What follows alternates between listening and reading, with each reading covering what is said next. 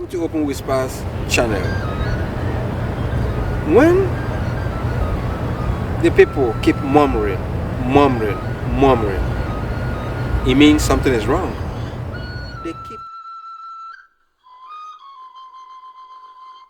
The electoral management bodies share more than 60% of the blame. Because if they do their work well, the politicians will have no choice than to follow the rules. They, the security, and the courts. I believe one day we'll get there. I went out like every normal Nigerian that wants to vote.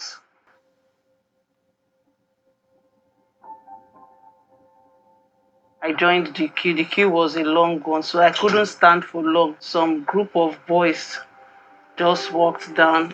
They were like opposite where we were queuing, and they were discussing, and later I didn't see them again. They had gone. Like, let me say 30 minutes later, I felt a huge impact on my face. Instantly, I heard gunshots. Initially, I felt I've been shot at. I thought it was a bullet has hit me. I started shouting for help, calling for help. People were running past me. I saw some broken bottles, which I presume is one of those things that were thrown at me with maybe something with different sharp edges. I was taken to the nurses' compound. I could still walk. I have life in me. I know my vote can make a difference, can make a change. It's important I vote. I was disappointed. First off, there were no security officials in our polling units. When those thugs came, they even threw away most of the votes that were already casted. As a Nigerian who has gone through this process and experienced this, I wouldn't wish for a repetition of this, a reoccurrence, that the government.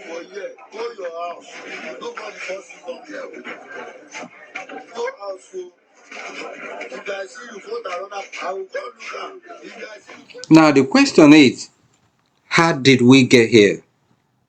Such a violent election, such manipulation. Is Nigeria turning, or did Nigeria actually turn into a country that do not value human lives? For some answers to this, watch this. What gave rise to this? Check this out. Power is not going to be served in a restaurant. It's not served in a la carte. It's what we are doing. It's being determined to do it. At all costs, fight for it, grab it, snatch it. And run with it. Now you can hear the current president of Federal Republic of Nigeria, Bola Ahmed Tinubu, before the election of February 25th, 2023, urging his supporters to be violent. That power is not given on a la carte. You have to fight it, you have to grab it by all means, and this is what gave rise to the violence that you saw in Lagos and some other states of Nigerian Federation. Well, compare this to what happened in America before I think after the election of the current president of the US, President Joe Biden. Check this out. Now it is up to Congress to confront this egregious assault on our democracy. And after this, we're going to walk down, and I'll be there with you. We're going to walk down. We're going to walk down anyone you want, but I think right here, we're going to walk down to the Capitol, and we're going to cheer on our brave senators and congressmen and women. And we're probably not going to be cheering so much for some of them. So in America, Trump incited his supporters to be violent and then went to the Capitol on January the 6th. And the result is what everybody knows today. President Bola Tinubu, on the other hand, incited his supporters to be violent. And the result is what we all know today. But in a sane society, there are always consequences for every action or inaction. How is it playing out in Nigeria? And how is it playing out in America today? That will be the difference. Will the system rise up to put things where they rightly belong?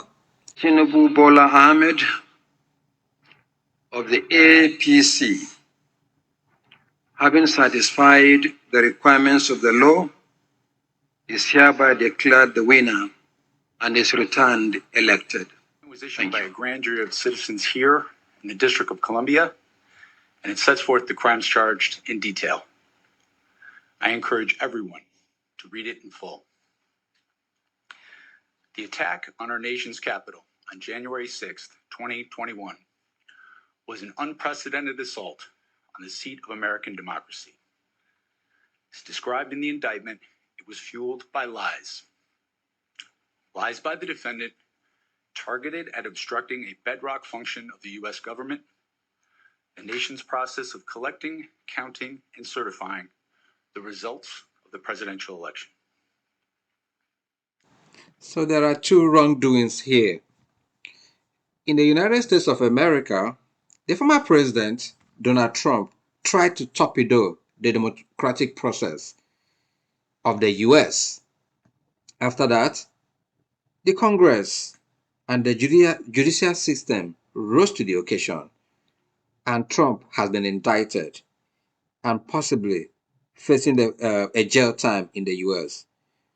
On the other hand, the system that's supposed to be an umpire, INEC, rewarded Bola Tinubu after the violence that took place, after the forgery, after the drug case in the US, rewarded him by declaring him the president of Federal Republic of Nigeria in the wee hours of the day.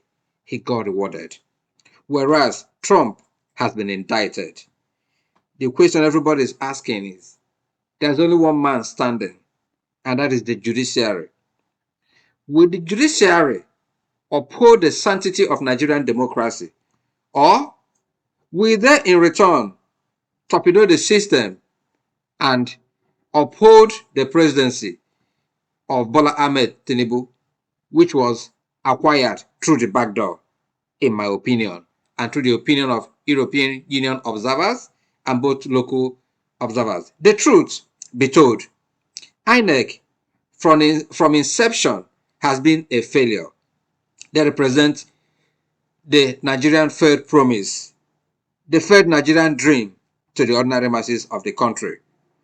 Open Whispers is saying, join us in saying that the judicial system should commence a process of not just disqualifying Bola Ahmed Tinubu in their judgment, but start a process that will disband INEC and start the probing of that electoral umpire which has failed Nigerians.